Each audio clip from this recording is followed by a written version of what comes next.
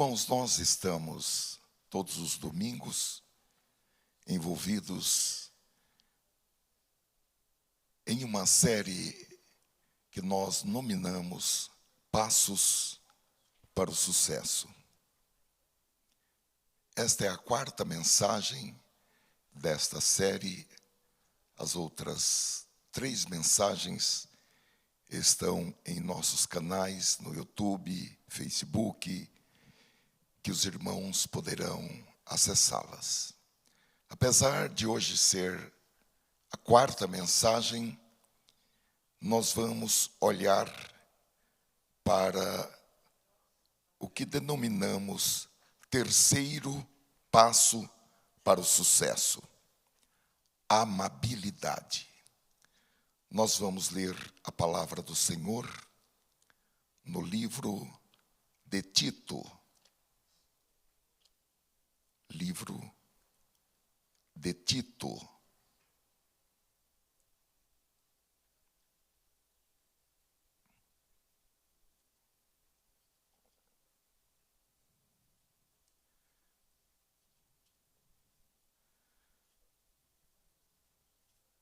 Não é fácil achar o livro de Tito, não.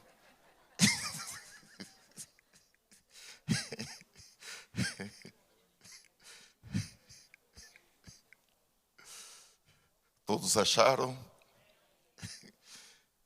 Mas você pode ir no índice do Novo Testamento, livro de Tito, logo depois de Timóteo, 2 Timóteo.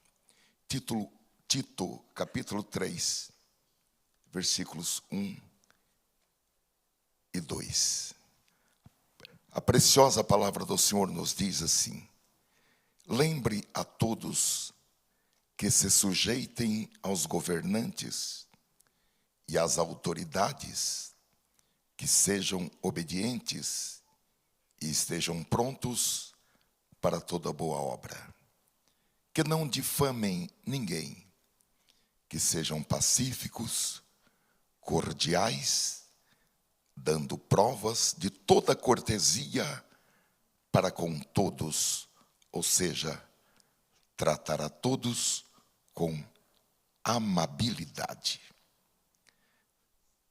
Essa leitura foi na tradução Nova Almeida Atualizada. Nós vamos ler na Almeida Revista e Corrigida o mesmo texto, que diz assim: admoesta-os a que se sujeitem aos principados e potestades, que lhes obedeçam e estejam preparados para toda boa obra, que a ninguém infamem, nem sejam contenciosos, mas modestos, mostrando toda mansidão para com todos os homens. Amém. Meus queridos irmãos, como disse, nós estamos focados em passos para o sucesso, dentro da perspectiva de que o sucesso não acontece por acaso, seja na vida espiritual, vida pessoal, família, carreira profissional, no ministério, nos estudos, nos negócios, ou em qualquer outra área que se possa nominar. E o nosso texto diz que é preciso estar preparado, ou seja, é preciso uma preparação para toda boa obra.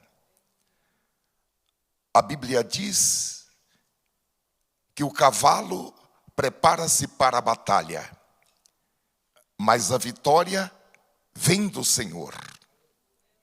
Ou seja, você tem que treinar o seu cavalo, prepará-lo para a batalha. A vitória vem do Senhor, mas é preciso que nós assumamos a responsabilidade pelo treinamento do nosso cavalo, se nós queremos fazer uma disputa. Então, meus amados irmãos, existe um modo, uma fórmula para uma pessoa ser bem-sucedida.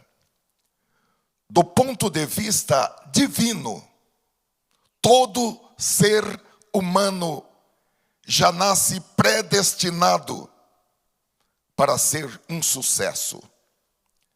Davi diz no Salmo 139, versículo 16,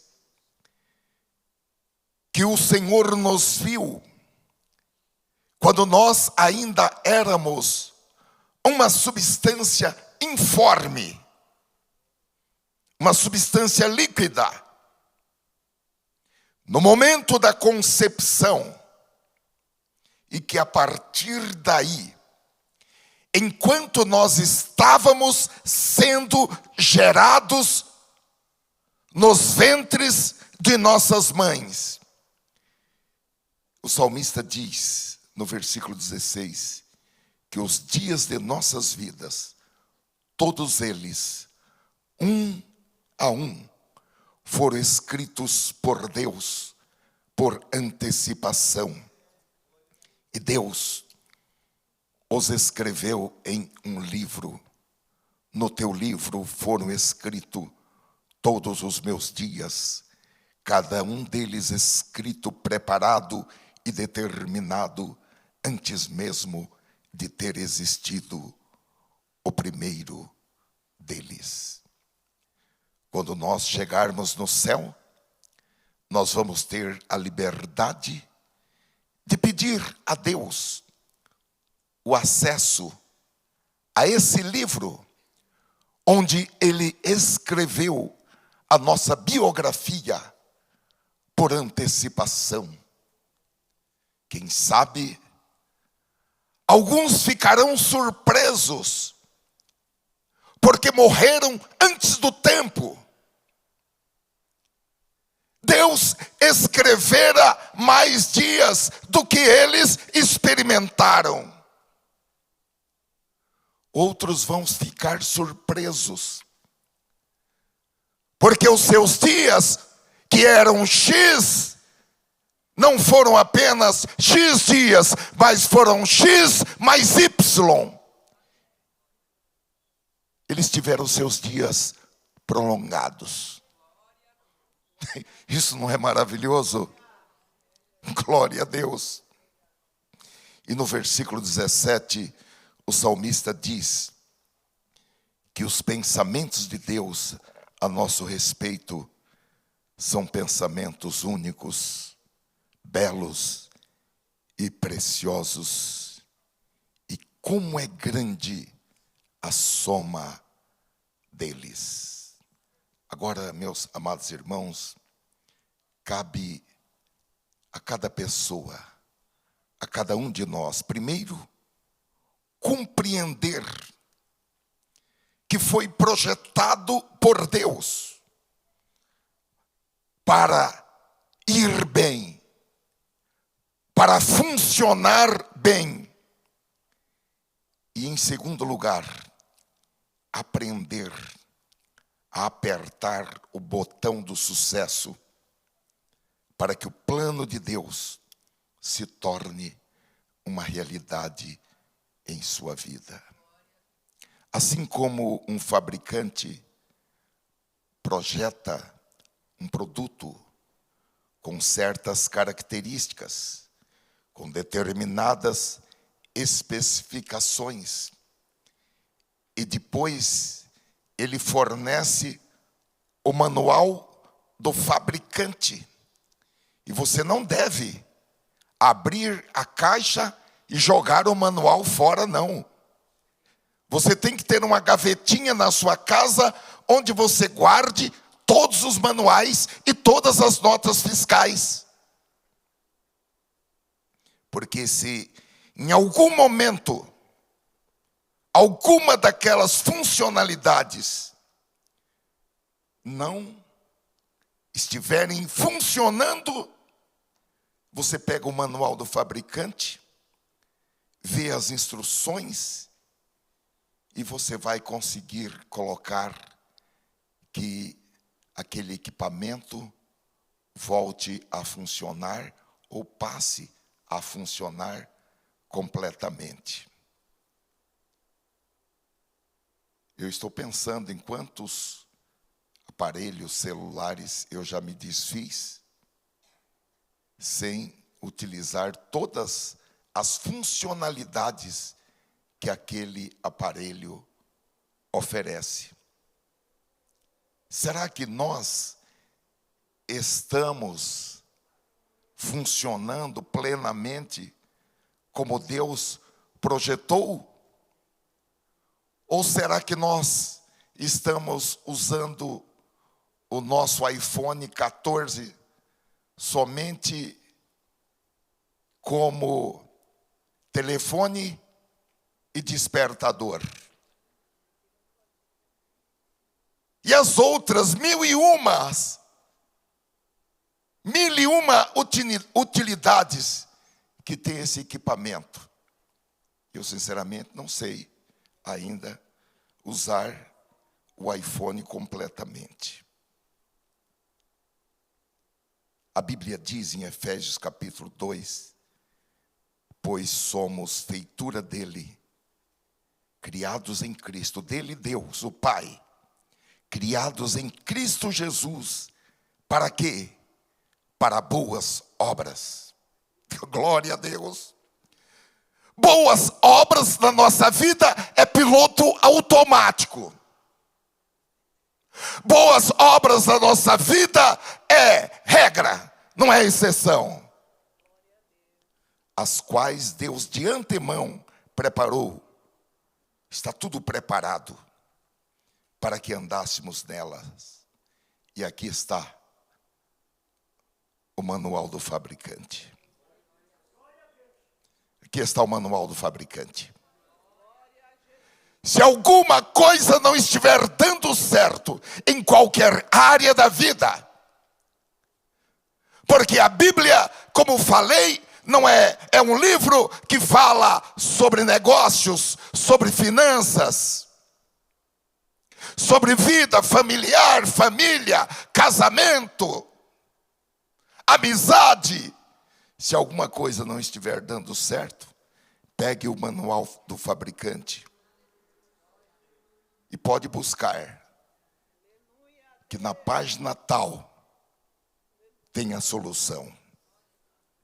Há um relato no livro de Josué, capítulo 1, que depois da morte de Moisés, o Senhor Deus aparece a Josué e diz a ele que ele seria, ou melhor, que ele já era o sucessor de Moisés. E que assim como ele, o Senhor, tinha sido com Moisés, seria com ele. E que ele era o escolhido para fazer com que aquele povo, a geração descendência de Abraão, Isaque e Jacó, herdasse a terra prometida. Porém, mesmo ele sendo o escolhido de Deus, mesmo ele tendo recebido a palavra de Deus, restava a cargo dele alguns requisitos para que o seu caminho fosse próspero. Josué capítulo 1, versículo 7. Para que o seu caminho fosse próspero e ele fosse bem sucedido, Deus disse a ele, não foi anjo, nem foi profeta, aqui foi Deus que disse, então somente esforça-te e tem muito bom ânimo, para teres o cuidado de fazer conforme a toda a lei que meu servo Moisés te ordenou. Dela não te desvies, nem para a direita, nem para a esquerda, para que prudentemente te conduzas por onde quer que andares. Não se aparte da tua boca o livro desta lei, Antes, medita nele dia e noite, para que tenhas cuidado de fazer conforme a tudo quanto nele está escrito. Porque então, por consequência de, em decorrência de, farás prosperar o teu caminho e serás bem-sucedido. Então, como antes de você nascer, Deus já tinha um plano sobre a sua vida. E Deus elaborou esse plano. E de acordo com esse plano, Ele fez você nascer no lugar certo, no tempo certo, na família certa. E Ele dotou você de capacidades e de aptidões espirituais, emocionais e intelectuais que habilitam você a alcançar a plenitude, a alcançar tudo o que Ele planejou para você.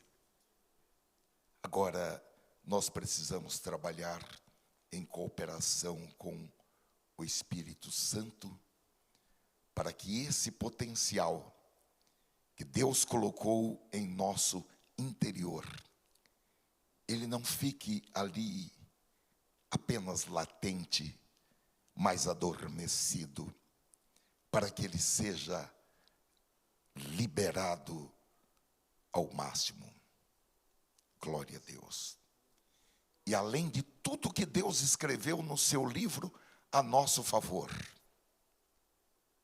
no céu ainda tem um banco de recursos espirituais que nós podemos acessá-lo. Glória a Deus. Isso é maravilhoso. Isso é fantástico. Porque você pode ultrapassar até mesmo o que Deus projetou para você, que já é grande, esplêndido, poderoso, maravilhoso. Porque existe um banco de recursos divinos que nós podemos acessar. E nesse banco de recursos estão todos os tesouros da ciência. Aleluia. Os tesouros da ciência não estão em Harvard. Os tesouros da ciência não estão na USP. Os tesouros da ciência não estão na NASA. Os tesouros da ciência estão em Cristo e nós temos livre acesso. Nós podemos ir lá. Aleluia. Agora você precisa encontrar uma maneira para colocar o seu potencial em ação. E você precisa assumir a responsabilidade de ativar o seu potencial. E para isso, é preciso dar passos corretos para subir a escada de uma vida bem-sucedida. E nós somos felizardos, porque o Espírito Santo está nos ensinando a dar esses passos. Está nos ensinando quais são os passos que nós devemos dar e como devemos dá-los e quando devemos dá-los. E nesta noite o Espírito Santo nos apresenta o terceiro passo, que é a amabilidade. Enquanto você está ouvindo essa pregação, eu quero que você vá pensando se nesta semana você quebrou o passo que o Espírito Santo nos afirmou há 15 dias atrás. Vai pensando. Pede ajuda para o Espírito Santo. Nós falamos a respeito de misturar palavras com bondade. Eu quero que você faça uma retrospectiva dos últimos 15 dias. Se você quebrou a regra. Porque se você quebrou a regra, você tem que começar no primeiro degrau. É um pré-requisito para prosseguir. Quebrou a regra, volta. Não tem problema. Vai novamente. Mas é preciso voltar. Eu conheço pessoas que estão há 20, 30, 40 anos na igreja e ainda estão no degrau número 0. Ainda estão na plataforma.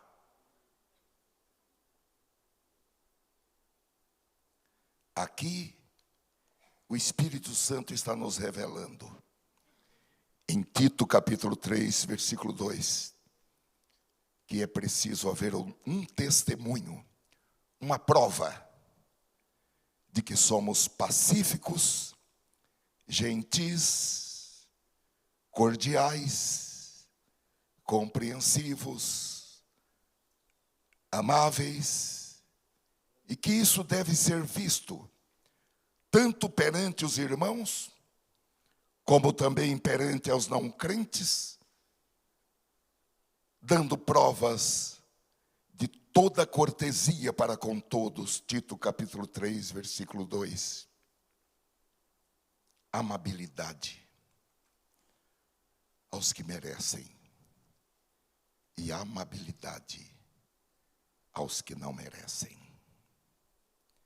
Porque, meus amados irmãos, ser amável com os que merecem é reciprocidade. Eu te amo. Eu te amo ainda mais.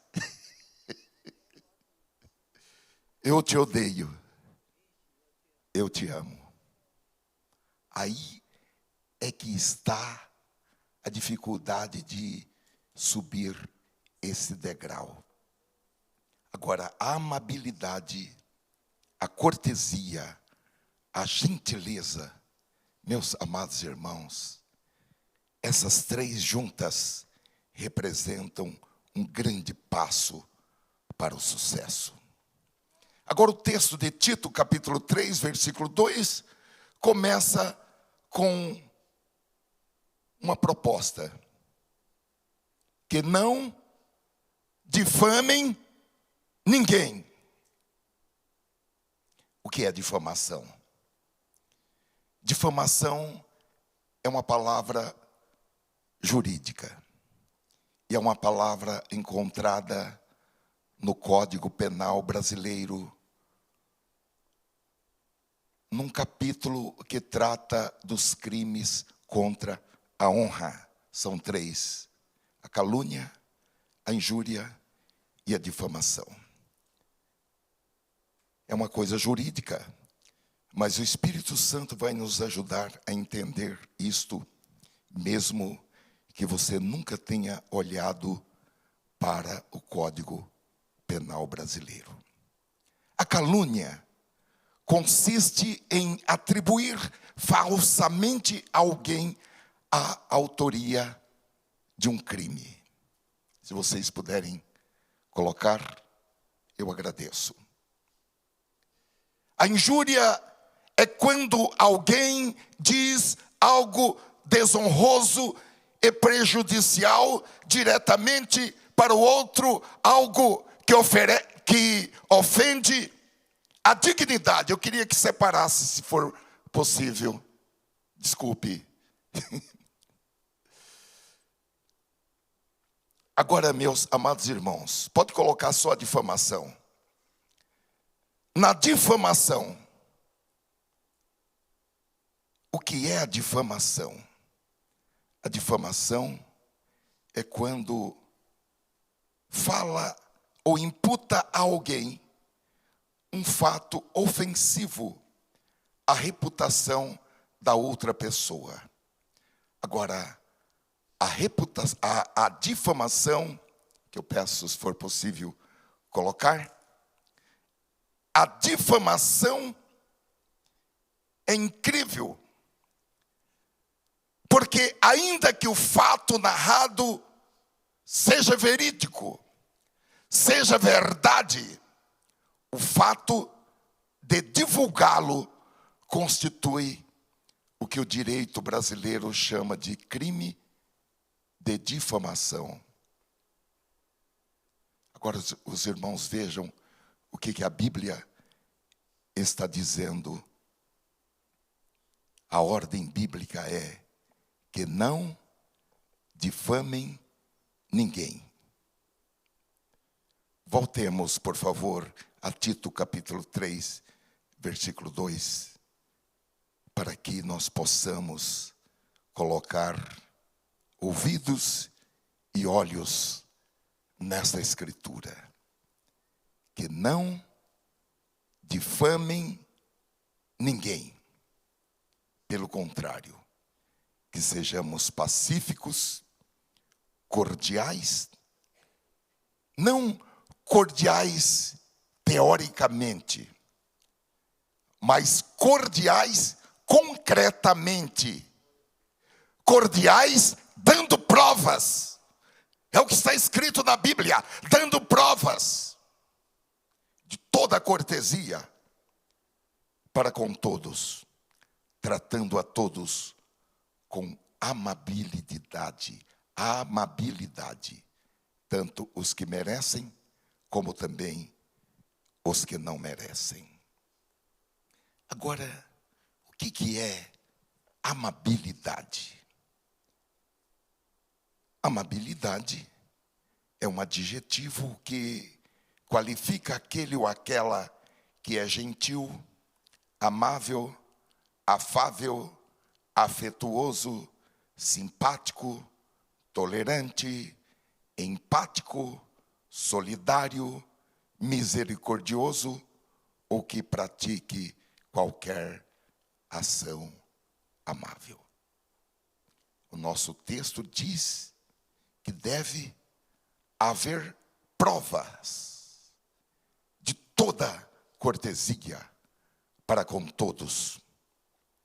Deve haver uma demonstração inequívoca que essa pessoa é pacífica e cordial para com todos, para com os que merecem e para com os que não merecem. Então, meus amados irmãos, isso significa, em situações limítrofes, em situações difíceis, em situações de estresse, mostrar mansidão, paciência e serenidade, mesmo quando estiver tratando com pessoas difíceis. É por isso que a amabilidade engloba atitudes decorrentes do amor de Deus. Agora, o amor de Deus está disponível para todos. O amor de Deus é derramado pelo Espírito Santo. Basta nós abrirmos o nosso coração. Até parece que o amor de Deus é líquido, porque ele é derramado pelo Espírito Santo em nossos corações. E é derramado como generosidade, como simpatia, empatia, compaixão, solidariedade, respeito e altruísmo. Agora, meus amados irmãos, na contramão, e longe de ser uma pessoa amável, trafegam as características de um indivíduo egoísta. E a Bíblia diz que nos últimos dias os homens e também as mulheres seriam egoístas, amantes de si mesmo, ensimesmados. Eu me amo. Eu encontrei 38 palavras como antônimos de amabilidade, divididas em 3 blocos. Primeiro, virulência, agressividade, indelicadeza, desapreço, brutalidade. Segundo bloco, insensibilidade, aversão, cólera, ignorância, irascibilidade, irritabilidade, atrabilis. Tem essa palavra assim, eu fui até depois olhar no dicionário. Tem a ver com a bilis. Azia, severidade, causticidade, frieza, indiferença, desdém, zanga, acridez, aspereza, azedume, desabrimento, rudeza, animosidade. E no terceiro bloco, dureza, adversidade, grossaria, descortesia, grosseria, impolidez, desumanidade, barbaridade, inurbanidade, austeridade, rispidez, espigão, incivilidade. Que Deus tenha misericórdia de nós e que nós estejamos bem longe de cada um desses 38 antônimos de amabilidade. Agora, irmãos, eu creio que a amabilidade, ela integra os componentes do bom perfume de Cristo. Ela está na fórmula do bom perfume de Cristo, que o apóstolo Paulo fala em 2 Coríntios, capítulo 2, versículo 14, onde ele diz: graças, porém, a Deus, que em Cristo sempre nos conduz em triunfo. Nos conduz em triunfo, nos conduz em sucesso. E por meio de nós, manifesta a fragrância do seu conhecimento em todos os lugares, porque nós somos para com Deus o bom perfume de Cristo, tanto entre os que estão salvos, como entre os que estão se perdendo. Agora, meus amados irmãos, a amabilidade é algo que pode trazer saúde, que pode trazer cura, que pode trazer um bem-estar espiritual, mental e físico. Tanto para a pessoa que usou de amabilidade, como também para as pessoas que estão em sua volta e que foram beneficiários ou os destinatários daquela amabilidade, sejam eles salvos ou perdidos. E isso é um grande testemunho para aqueles que não são crentes. Hebreus capítulo 12, versículo 1, nos fala de uma grande nuvem de testemunhas que está nos olhando todo o tempo para ver se nós somos igual todo mundo ou se nós somos diferentes quando estamos sendo pressionados, principalmente quando estamos pressionados por alguém que está numa posição hierarquicamente superior à nossa. Então, meus amados irmãos, a proposta da palavra de Deus é que os crentes sejam piedosos no modo de falar e piedosos também na conduta.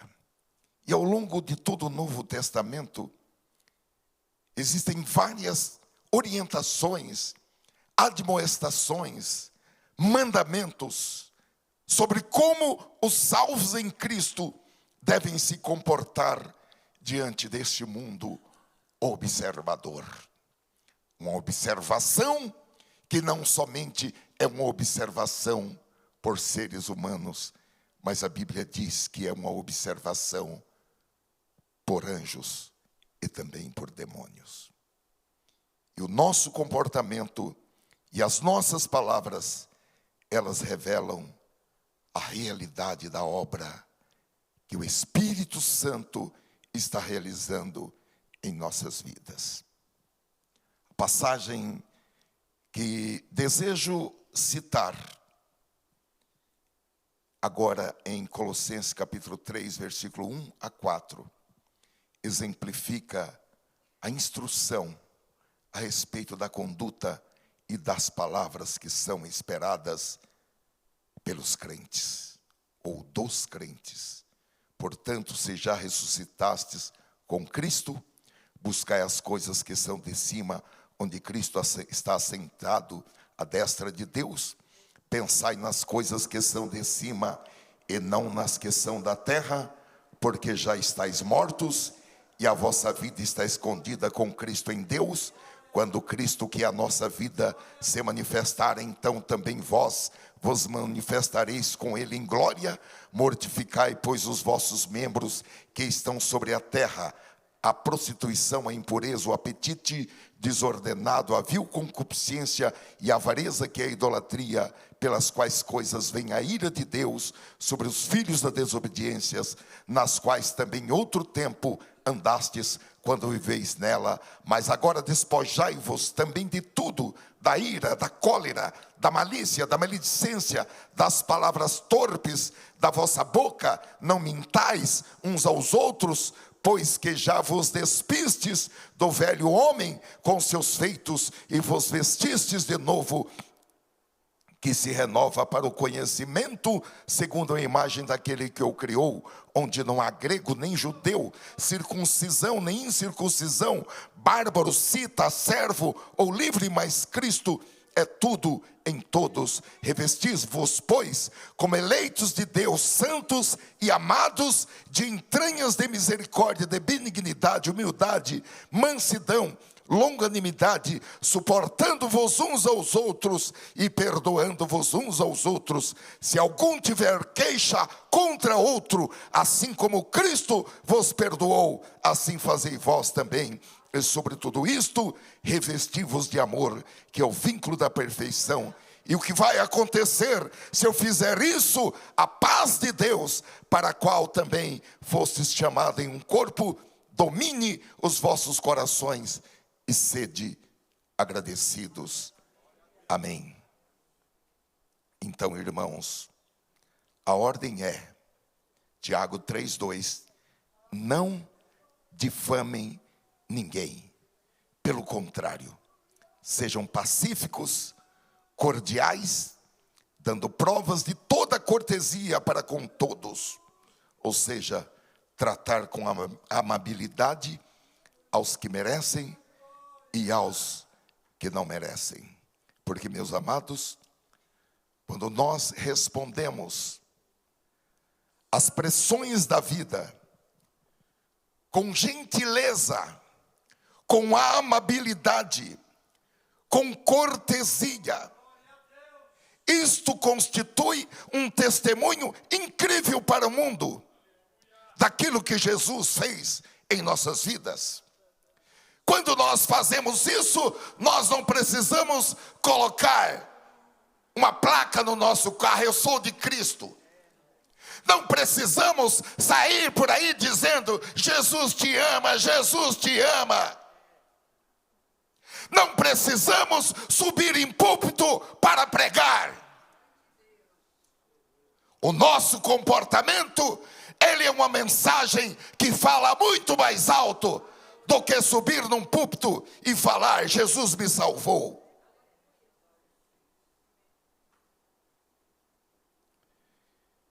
Aleluia. Agora o texto está dizendo que se você é um seguidor de Jesus, um discípulo autêntico de Cristo, primeiro, não se lhe permite falar mal de alguém. Nós vamos fazer um convite hoje, você pode aceitar Jesus novamente e começar tudo de novo, não tem nenhum problema. E não é vergonha para ninguém começar de novo. Não se lhe permite entrar em conflito com alguém, mesmo estando correto. Pelo contrário, você deve ser amável com todo mundo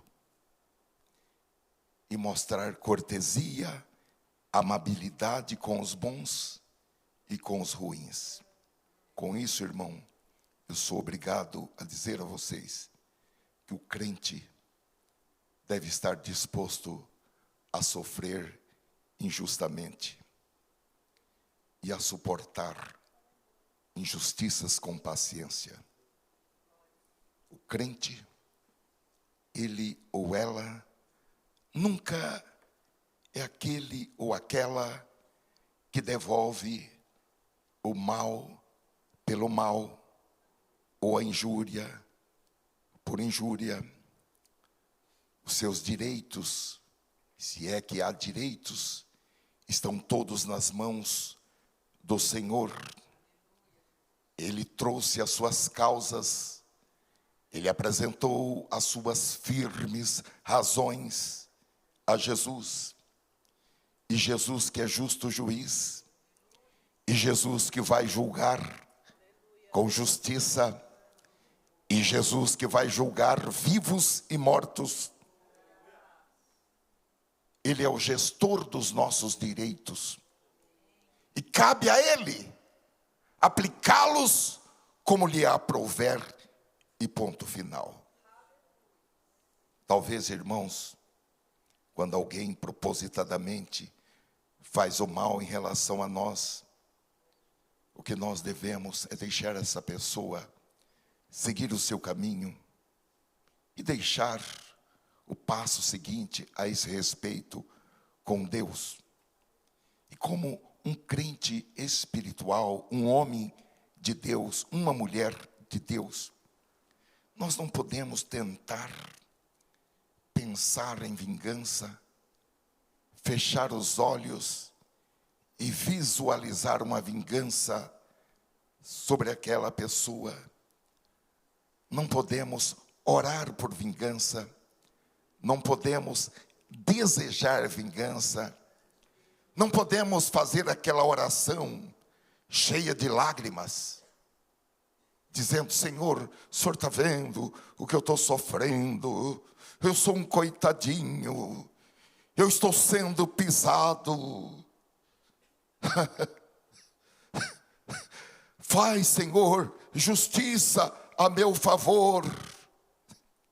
Não, Deus está falando: para, sai da minha frente, tire essas lágrimas, você está sujando aqui o meu altar com essas lágrimas. Porque a nossa parte é continuar fazendo o bem para aquela pessoa, tratando aquela pessoa com habilidade, com cortesia e ponto final. O apóstolo Pedro nos legou um ensinamento em sua primeira carta, capítulo 2, versículo 20. Ele diz: pois que glória há se pecando e sendo castigados por isso, vocês o suportam com paciência. Agora sim, se entretanto, quando praticarem o bem, vocês são igualmente afligidos e o suportam com paciência, isto é agradável a Deus. Porque para isto mesmo vocês foram chamados, pois também Cristo sofreu no lugar de vocês, deixando exemplo para que vocês sigam os seus passos. Ele não cometeu pecado, nem foi encontrado engano em sua boca, pois ele, quando insultado, não revidava com insultos. Quando maltratado, não fazia ameaças, mas se entregava àquele que julga retamente, carregando ele mesmo em seu corpo sobre o madeiro os nossos pecados, para que nós, mortos para os pecados, vivamos para a justiça. Pelas feridas dele foram sarados. Queridos irmãos, há momentos na vida que nós devemos suportar o sofrimento e dar graças a Deus pelo sofrimento que nós estamos experimentando. Mesmo quando estávamos fazendo o que era absolutamente certo. E eu notei aqui que o apóstolo Pedro, ele classifica isso como agradável a Deus. O crente suportar o sofrimento é agradável a Deus. E eu me lembro de outro texto que diz: agrada-te do Senhor, e Ele concederá o que deseja o seu coração. Aqui não se trata de comer, beber, vestir, calçar. Isso aí está garantido. Você busca o Senhor, o reino de Deus e a sua justiça, e isso daí já está no automático. Porém, pode ser que você queira outras coisas, além de comer, vestir, beber e calçar e morar. Pode ser que você queira outras coisas. Agora, essas outras coisas estão subordinadas a agradar ao Senhor, e Ele concederá o que deseja o seu coração, sem limites. Não há limites para o que Deus pode dar.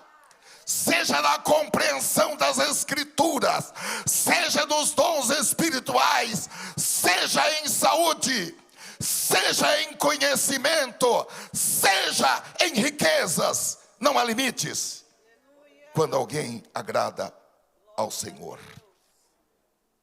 Então, meus amados irmãos, há momentos na vida em que nós devemos suportar o sofrimento, mesmo quando estamos fazendo o que é certo, e defender os nossos direitos nem sempre é a coisa certa a ser feita aos olhos de Deus.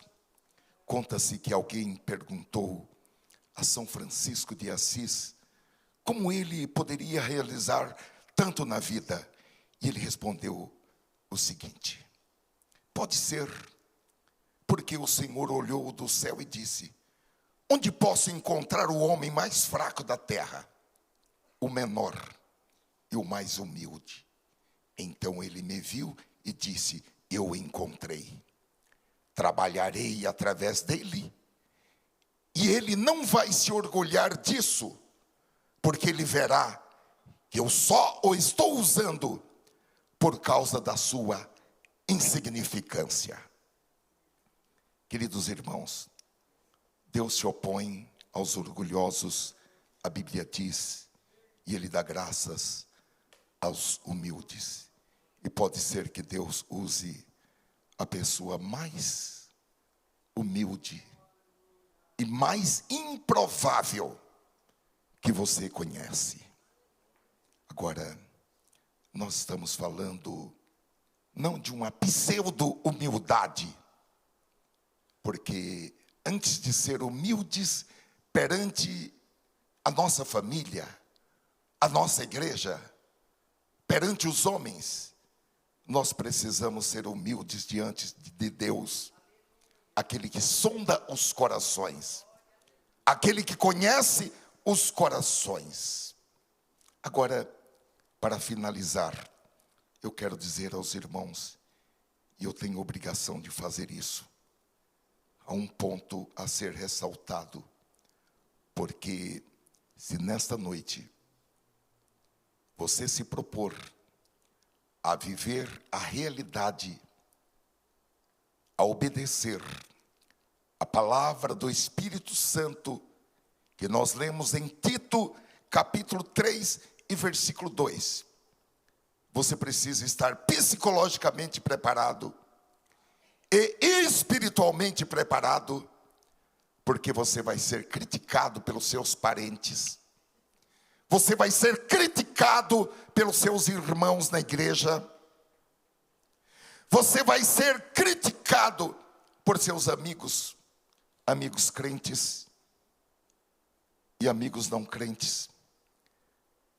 Vão dizer que você é covarde, Vão dizer que você está cedendo.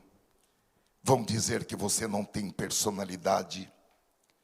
Vão dizer que você precisa exercer os seus direitos. Eu vou dar um exemplo, que é um exemplo muito ameno. E eu vou dar esse exemplo, que nem serviria de exemplo, mas, tendo em vista o momento que nós estamos, eu vou dar esse exemplo por experiência própria. Se eu disser para muitos crentes que eu tenho amigos que são ateus, que são homossexuais, que são radicais da extrema direita, outros que são radicais da extrema esquerda, que eu tenho amigos que são liberais, que são socialistas, que são comunistas, as pessoas vão ficar, talvez vocês nem queiram, mas eu aqui na igreja. Mas eu tenho. Isso não compromete a minha fé. O que a palavra de Deus manda é tratar a todas as pessoas com amabilidade. Ser amável com as pessoas de esquerda não faz de você um comunista. Ser amáveis com os bolsonaristas não faz você um bolsonarista.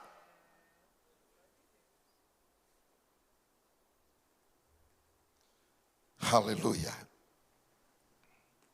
Há algo mais importante do que posições político-partidárias, que é, por todas as formas, levar as pessoas a conhecerem Jesus. O apóstolo Pedro, na sua primeira carta, capítulo 3, versículo 15, ele diz: antes, santificai ao Senhor Deus em vossos corações, e estais sempre preparados para responder com mansidão e temor a qualquer que vos pedir a razão da esperança que há em vós. Amém. Ó Senhor, eu procurei transmitir esta mensagem dentro do máximo de fidelidade, mesmo com as minhas limitações naturais.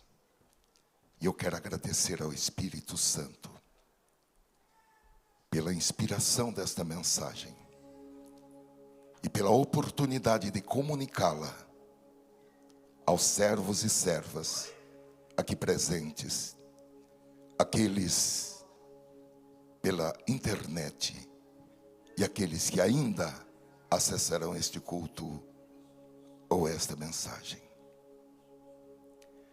Nós estamos pedindo, Senhor, que o poder transformador desta mensagem, ele se faça eficaz em nossas mentes. E que nós tenhamos os nossos processos mentais transformados. Tenhamos novos processos mentais. Que possamos raciocinar com a mente de Cristo. Que possamos pensar de forma descomprometida com os valores do mundo, com a cultura do mundo, com as avaliações do mundo. Possamos pensar em santidade. Aleluia. Em nome de Jesus Cristo, nós estamos abertos, Senhor. A cirurgia, estamos abertos à poda. Pode até ser dolorida, Mas nós queremos que o agricultor remova os galhos secos, remova o que está consumindo o nosso tempo, a nossa paz, a nossa energia. Remove, Senhor, de nossas vidas, para que nós possamos dar frutos, dar mais frutos, dar muito fruto, a 30, a 60 e a 100 por um, porque nós queremos entrar nesse negócio de produtividade, de multiplicação exponencial. Nós queremos entrar nesse negócio para a tua glória e o teu louvor. Nós queremos sair da improdutividade, da ignorância, e queremos entrar na inteligência, no saber, na sabedoria espiritual, em nome de Jesus Cristo, em nome do Senhor Jesus Cristo. Aleluia. Por favor, fique de pé e levante a sua mão. Aleluia, aleluia, aleluia. Louvemos ao Senhor.